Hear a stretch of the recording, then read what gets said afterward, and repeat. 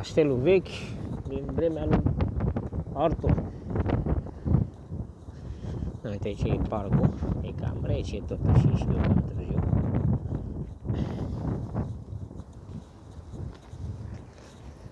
Da, a trecut o supărată, dar nu vreau să-i iau un bec la, ca să vezi cât e lumea de tristă pe aici. Așa, uite aici parcul cât e de mare și de frumos, are laburintă. Uite și braz și toate șmecheriile pe aici, uite așa.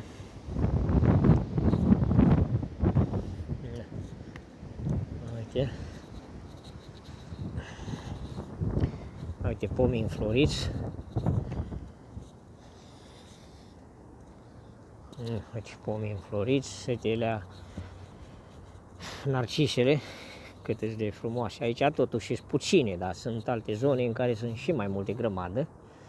Uite copaci frumoși înfloriți. Acum, uite la Castelmot.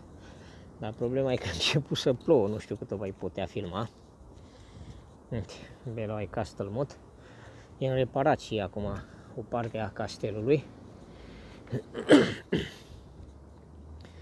Astea sunt treptele care duc și e un platou frumos. Aia, uite, sunt floricele și pe aici, dar cam puține, că pe aici mai tot timpul au fost urzici. Dar cu ploile astea de-a inundat, urzicile s-au cam prăpădit. Na, uite, castelul și mai vechi, asta este partea cea mai veche a castelului. O să-l iau mai de aproape, dacă mă lasă ploaia, că deja început frumos. Uite, mă urc sus pe cea mai înaltă, la platou. Ia uite. Aici e parc unde se adună de cele mai multe ori copiii, dar păcat că se adună tineret care nu fac decât să fumeze iarbă. Uite, floricele de toate câmpiile pe aici. Și bănci mari. E un platou cam de 30 de metri pătrați. Uite. Așa. Uite, curtea castelului.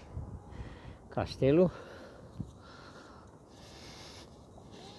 Încă ți-am, mă dau mai aproape de margine să vezi, dar e cam buruienoasă zona.